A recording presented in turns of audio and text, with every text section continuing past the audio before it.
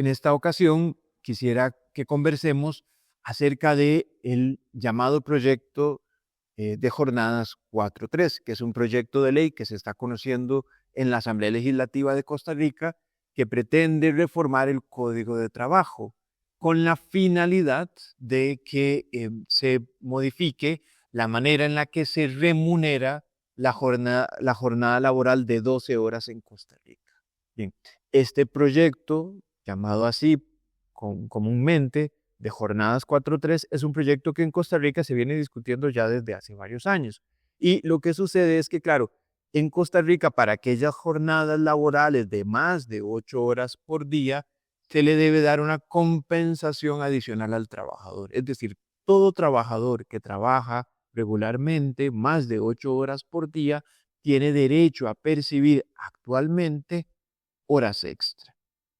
El proyecto de jornadas 4.3 lo que viene a hacer es a eliminar, en la práctica, lo que hace es un proyecto de ley más o menos complejo, etcétera, pero lo que hace en la práctica es eliminar el pago adicional de estas horas extra para quienes laboren en jornadas de más de 8 horas. En la actualidad, esto es un primer dato que hay que decir, en la actualidad en Costa Rica ya se pueden trabajar y hay empresas en donde se organiza la producción, el trabajo, se organiza de acuerdo a estas jornadas de 12 horas. En Costa Rica, por ejemplo, en Intel, la jornada de 12 horas por día, 4 días por semana, es una jornada que se aplica desde hace varias décadas. Porque algunos han dicho que esta jornada, este proyecto de ley de jornadas 4.3 es necesario para dar una mejor fundamentación jurídica, dar un marco jurídico más claro para la implementación de estas jornadas. Y esto nos parece que no es cierto, esto no obedece a la realidad de las cosas, porque ya en Costa Rica desde hace muchos años es posible trabajar en jornadas de 12 horas y hay empleadores que lo vienen aplicando sin problema. El detalle está en que, según la legislación laboral vigente, quien trabaja en estas jornadas laborales merece una remuneración. Por lo tanto, el proyecto de jornadas 4.3 lo que viene es a reducir el pago que reciben las personas que se incorporen a estas modalidades de trabajo. Entendemos que esto no aplica para quienes están trabajando ya bajo esta modalidad, pero en el futuro, si el proyecto de ley se aprueba, quienes trabajen en jornadas de 12 horas por día ya no van a tener este ingreso adicional que percibirían sin la reforma laboral, es decir, según el Código de Trabajo de Costa Rica. Entonces, no es cierto que el marco jurídico deba fortalecerse, robustecerse, porque ya en la actualidad, sin la reforma, se puede trabajar perfectamente, sin ninguna dificultad, en esta modalidad de jornada. Sabemos entonces que si el proyecto de ley se aprueba, claro, se viene a afectar negativamente el posible ingreso de quienes empiecen, ingreso familiar, el ingreso económico de quienes trabajen en este tipo de jornadas. Por lo cual podemos ver que hay un desmejoramiento, hay una desmejoría en, en, en la situación de los trabajadores en Costa Rica. No estamos avanzando, no estaríamos, si el proyecto de ley se aprueba, no estaríamos promoviendo mejores condiciones de trabajo para los trabajadores, sino que más bien estamos debilitando las condiciones contractuales. Sabemos que además en Costa Rica hay problemática de desempleo. En Costa Rica hay una masa importante, hay un grupo de personas importante que no está trabajando, por lo cual creemos que no es la vía correcta si debilitamos las condiciones, el marco regulatorio de la relación entre los patronos y los trabajadores. Y pensamos que, claro, esto precisamente tiende a debilitar las condiciones, a reducir, a desmejorar las condiciones laborales de los trabajadores. Bien, lo que debemos también considerar es la cuestión de la competitividad, porque claro, mucho se dice acerca de que Costa Rica debe ser un país competitivo para atraer inversión extranjera directa, atraer empleo de calidad. Y aquí habría que hacer varias aclaraciones. Es cierto podemos ver por sus resultados, dice la Sagrada Escritura, por sus obras los conoceréis. Bueno, podemos ver que la inversión extranjera directa en Costa Rica ha producido cosas buenas, ha significado la generación de empleo de calidad, empresas de muy alto nivel, con muy buenas prácticas laborales, con un buen conocimiento que se ha transferido al país, con buenos salarios, con buenas condiciones laborales, han venido, se han instalado en Costa Rica y han generado empleo de calidad. Y eso es de agradecerse, y eso es positivo, y eso debe replicarse en la medida que sea posible. Esto, por supuesto, vale la pena rescatarlo. Por ejemplo, solo por citar un ejemplo, en materia de seguridad laboral, de seguridad ocupacional, por ejemplo, la venida de Intel a Costa Rica ha significado un antes y un después. Es decir, la venida de Intel a Costa Rica significó una mejoría incremental de las prácticas de seguridad laboral en Costa Rica. Muy bien. Esto vale la pena rescatarlo, pero consideramos que la cuestión de la competitividad no se puede alcanzar o no se debe perseguir a través del desmejoramiento de las condiciones de trabajo de los costarricenses. El camino para ser competitivos no puede ser a través de la reducción de los ingresos de los trabajadores de Costa Rica, que dependen precisamente de estos empleos para su sostenimiento. Creemos que la responsabilidad de la competitividad debe ser compartida, no debe recaer primordialmente sobre los hombros de los trabajadores. Porque sabemos que, claro, el trabajador tiende a ser la parte más débil de la relación laboral. Tiende a ser, lo repito, la parte más débil de la relación laboral. Así que el costo de la competitividad debe ser asumida, distribuida entre las partes, no solo el trabajador, que es lo que se pretende aquí, reducir el potencial ingreso.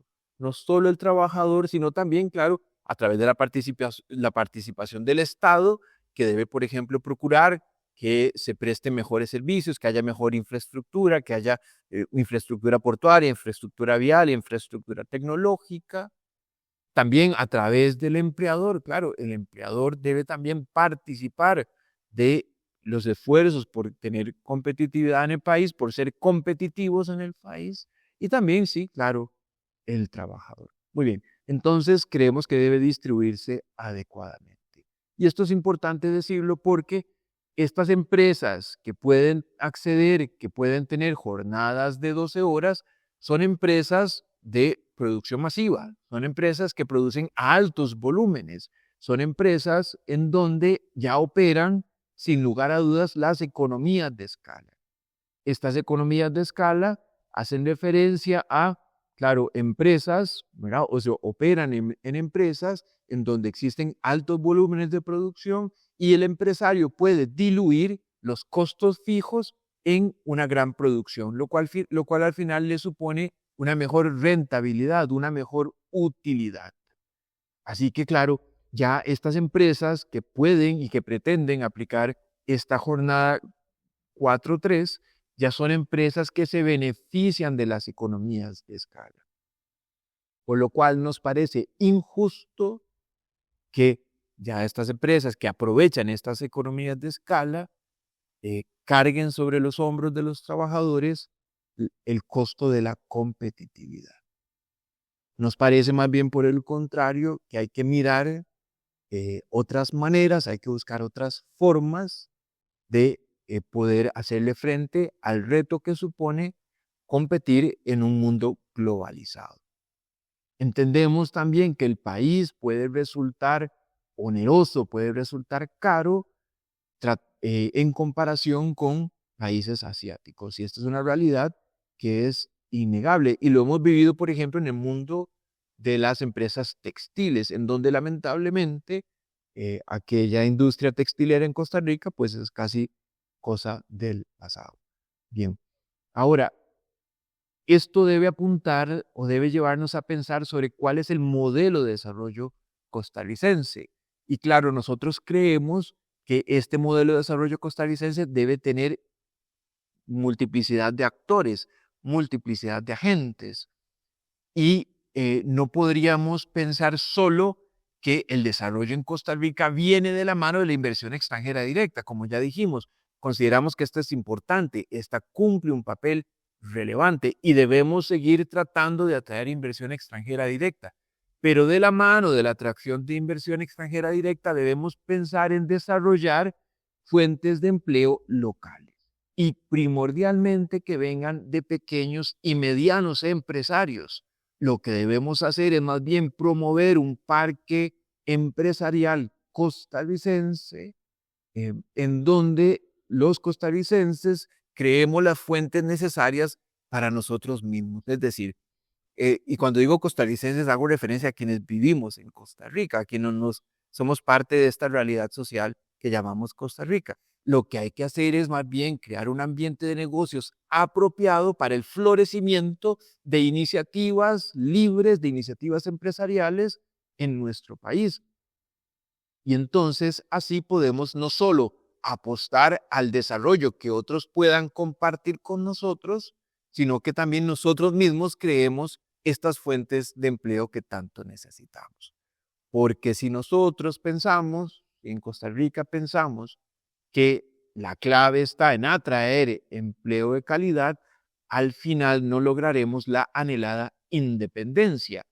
Si nuestras fuentes de empleo dependen de las decisiones de quienes están fuera de Costa Rica, entonces seremos plenamente dependientes y seremos muy vulnerables frente a los manejos que realicen estas empresas o los gobiernos donde estas empresas tienen sus sedes, tienen su casa matriz, que es precisamente lo que está sucediendo. Es decir, la salida de Intel de Costa Rica no se da, situación por supuesto sumamente lamentable, no se da porque no se aprueben, por ejemplo, no se haya aprobado la legislación nueva de jornadas 4.3, sino que se da, por un lado, por condiciones propias de la empresa, que no ha tomado necesariamente las mejores decisiones a nivel de mercado, pero también ciertamente porque hay un interés del gobierno de los Estados Unidos de repatriar muchos de estos empleos. Así que, claro, si el modelo de desarrollo laboral costarricense depende de los inversionistas extranjeros, entonces seremos una nación vulnerable. Pero si por el contrario tenemos una mezcla de distintas iniciativas, distintas propuestas, distintos proyectos empresariales, entonces, claro, tendremos más opciones para que los que vivimos en Costa Rica podamos tener un verdadero desarrollo humano. En este sentido, nos parece que hay que recordar el principio de la independencia, es decir, una nación como Costa Rica no puede delegar su bienestar en otros países, en otras naciones. Ciertamente nosotros tenemos que velar por nuestros propios intereses. Esto aplica, por ejemplo, a la cuestión del empleo, pero también, por supuesto, aplica a la cuestión del agro, ¿verdad? No podemos nosotros delegar nuestra supervivencia a otras naciones. Ya vimos, claro, por ejemplo, cómo sucedió en pandemia, en donde lamentablemente se dio una competencia voraz entre naciones, por ejemplo, por adquirir ventiladores. Entonces, en condiciones normales, podemos operar desde esta perspectiva, pero ante todo debemos asegurar que nuestro país tenga los medios propios para poder sostener adecuadamente a su población. Así que, claro, consideramos que este proyecto de ley de jornadas 4.3 no representa un avance para los trabajadores de Costa Rica ni para el ambiente empresarial del país, sino que más bien significaría, tal como está planteado, un retroceso para las condiciones laborales en Costa Rica. Estas condiciones laborales, por supuesto, deben ayudar a crear un buen clima de negocios, pero no debe precisamente este clima de negocios sostenerse o fundamentarse sobre la reducción de las condiciones de vida de los trabajadores.